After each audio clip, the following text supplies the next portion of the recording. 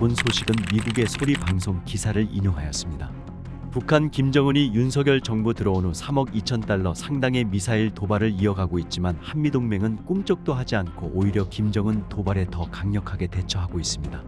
김정은이 하늘로 날려보낸 3억 2천만 달러는 북한이 60만 톤 이상의 쌀을 중국에서 구입할 수 있는 액수입니다.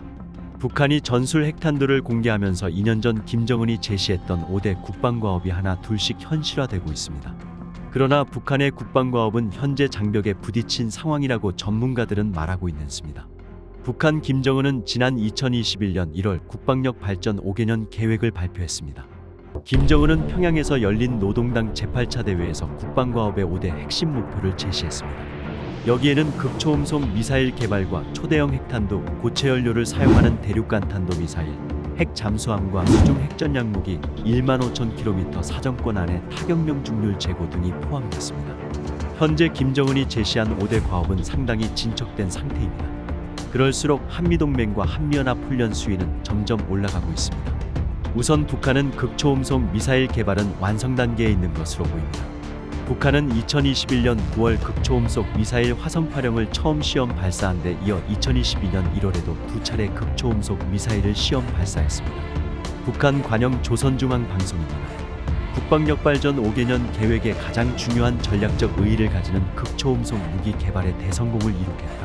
또 북한은 지난해 7차례나 ICBM을 시험 발사했는데 이는 1만 5천 km 사정권 아니타 경명 중률 제고를 위한 것으로 보입니다.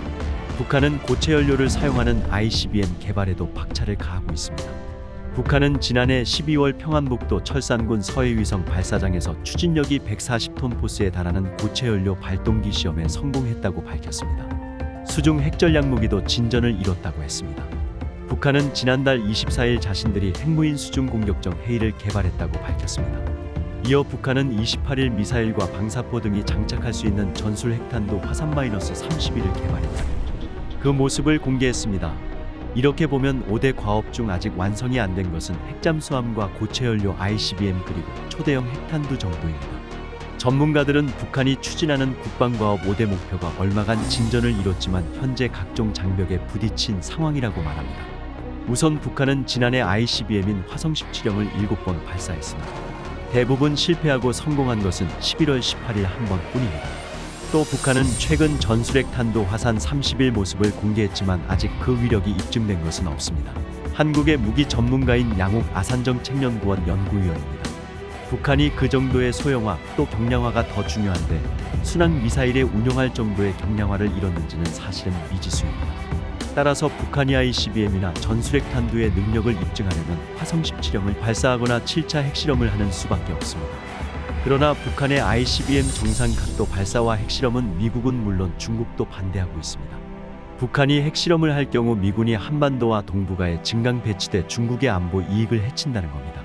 이런 이유로 워싱턴의 북한 전문가인 켄 고스 해군분석센터 국장은 북한이 7차 핵실험을 감행할 가능성과 안 할 가능성 모두 50대 50이라고 말했습니다. 북한 수뇌부가 직면한 또 다른 문제는 자신들의 대미, 대남 강경책과 위협이 별 효과를 거두지 못하고 있다는 겁니다. 북한은 지난해부터 8차례의 ICBM을 포함해 72발의 미사일을 발사했지만 미국은 꿈쩍도 하지 않습니다. 조 바이든 미 행정부는 지난해 10월 국방부의 핵태세 검토 보고서를 통해 북한이 핵무기를 사용할 경우 김정은 정권은 종말을 맞을 것이라고 경고했습니다.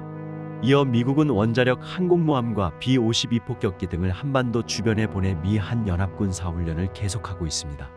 미군과 한국군은 지난 3월 13일부터 자유의 방패 연합훈련을 실시한 데 이어 대규모 상륙작전 쌍용훈련을 실시했습니다. 이어 미한일 세계국은 3일 제주도 남쪽 공해에서 미 항모전단이 참가한 가운데 해상연합훈련을 실시했습니다. 미국과 한국 공군은 지난 5일 한반도 상공에서 미 공군의 B-52H 전략폭격기가 참여한 가운데 연합공중훈련을 실시했습니다. 미 정부 국가정보국 분석관 출신인 마커스 갈로스카스 애틀랜틱 카운슬 국장은 김정은이 전술핵을 사용하고도 살아남을 수 있다고 믿지 못하게 만드는 것이 중요하다고 말했습니다.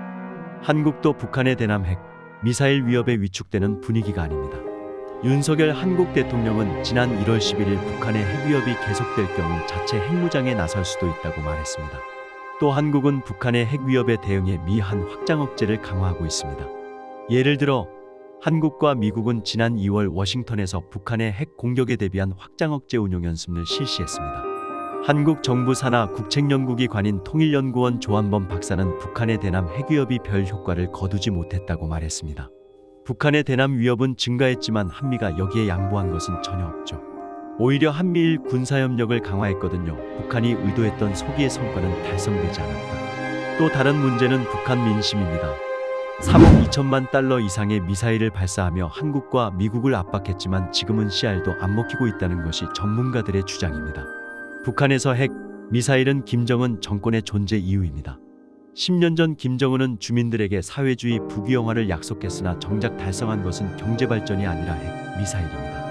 문제는 핵미사일 개발로 인해 북한의 경제난이 가중된다는 겁니다.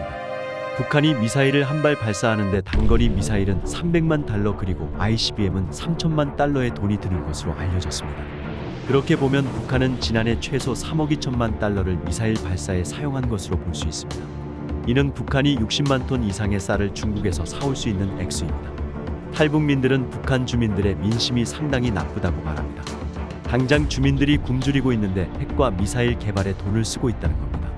탈북민들은 김정은이 3억 2천만 달러 이상의 미사일을 쏴대며 한국의 윤석열 대통령과 미국 조 바이든 대통령을 압박하고 있지만 결국 망했다고 입을 모으고 있습니다.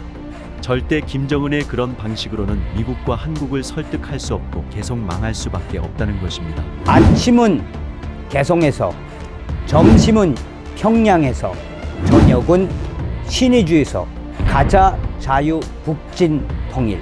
다음 시간에 뵙겠습니다. 가열차게 멸공. 지금까지 정성산TV에서 전해드렸습니다. 정성산TV 좋아요, 구독, 알림은 큰 힘이 되겠습니다. 다음 시간에 뵙겠습니다. 가열차게 멸공.